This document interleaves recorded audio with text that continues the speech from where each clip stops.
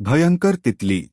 Hello दोस्तों, आपके subscription की हमें बहुत जरूरत है। प्लीज सब्सक्राइब जरूर करें। एक छोटी सी गांव में एक बचपन से एक अजीब रोमांचक कथा का अनुभव कर रहा एक बच्चा नामकरण हुआ था। उसका नाम था आर्यन। वह एक बहुत ही अच्छा और संवेदनशील बच्चा था। उसकी पारिवारिक स्थिति संघर्षमय थी, इसलिए उसके पास स्नेह और प्यार से भरा कोई खास समय नहीं था। लेकिन उसके दिल में इस बात की ताकत थी कि उसका भविष्य बेहतर हो सकता था। एक रात आर्यन अकेला अपने कमरे में था। उसके दिल में बहुत सीधे और साफ सुथरे ख्याल थे, जो उसे चिढ़ाने के लिए उत्सुक कर रहे थे। उसने तोप बनाना शुरू किया और एक गहरे रंग की इशारों की तार के आसपास तारों की एक जाल बनाया। जब उसने तोप गांव के पीछे की ओर फेंकी तो कुछ अद्भुत हुआ। तोप एक महीने तक आर्यन के सामने बहुत सारे संकेत और चिन्ह लेकर उभरती थी। आर्यन चकित था और उसका ध्यान लगाने लगा।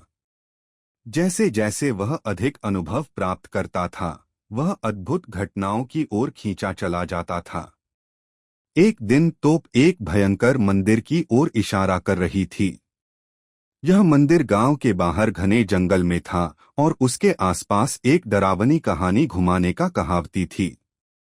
आर्यन जानने के लिए अकेले चल दिया कि तोप क्या कह रही है। उसने मंदिर तक पहुंचते ही आवाजें और दुखद आहटें सुनी। धीरे धीरे वह अंदर चला गया और एक रहस्यमयी और भयंकर दृश्य का सामना करना पड़ा। वहां आर्यन ने देखा कि वहां एक तितली रंगीन और सुंदर थी, लेकिन वह अकेली नहीं थी। एक बड़ा संख्यात्मक समूह भी था जो उसके चारों ओर उड़ रहा था। वे बचपन से आर्यन के साथ चिढ़ रहे थे और उसे उनकी धमकी स्पष्ट रूप से महसूस हो रही थी। आर्यन डर गया और वहां से बहुत दौड़ गया। वह खुद को अपने कमरे में बंद करके बैठ गया और सोचने लगा कि वह क्या देखा था। वह बहुत विचलित और परेशान था और उसे रात को नींद नहीं आई। अगली दिन से शुरू होते ही आर्यन ने अपने दोस्तों को अपने अनुभव के बारे में बताया। उनके दोस्त उनकी कहानी को मजाक में लेने लगे, लेकिन आर्यन को उनकी खुशियों के बीच एक गहरा डर था। दिनों बीत रहे थे और एक रात आर्यन को वापस उस भयानक मंदिर की ओर आकर्षित किया। यह बार बार हो रहा था, जैसे कि उसे वहां कुछ सुनाने की जरूरत थी। इस बार जब वह मंदिर में पहुंचा, उसने एक अद्भुत दृश्य देखा। तितली समूह उसी जगह पर मौजूद था, लेकिन इस बार उनका व्यवहार अलग था। वे आर्यन की ओर आ रहे थे और इस बार उनकी आंखों में एक विशेष चमक थी। वे आर्यन को अपनी ओर बुला रहे थे। धीरे धीरे तितलियों ने आर्यन के आसपास घूमना शुरू किया और अचानक वे सब एक साथ उड़ने लगे।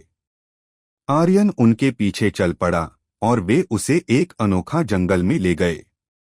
वहां पहुंचते ही आर्यन ने एक पुरानी मकड़ी के जाल में फंसे हुए लोगों की विदाई सुनी। यह जंगल डरावना था और इसमें अंधकार से भरी हुई थी। आर्यन डर गया और उसने जल्दी से भागने का प्रयास किया, लेकिन वह अपने पैरों के साथ उड़ने वाले जाल में उलझ गया। उसकी परेशानी बढ़ती जा रही थी जब एक तितली वहां पहुंची और उसे राहत दिखाई। वह धीरे धीरे तितली के जाल को छोड़ने के लिए उड़ रही थी। आर्यन ने उसकी मदद से अपने आप को बचाया और उसे आभार व्यक्त की। उसके बाद से तितलियां आर्यन के साथ रहने लगीं और उसे सच्चे दोस्त बना दी। वे साथ में खेलते, गाते और आपस में रहते थे। यह तितली ने आर्यन को सिखाया कि कभी कभी डरावनी चीजों के पीछे भी अद्भुत और रहस्यमयी चीजें छिपी होती हैं।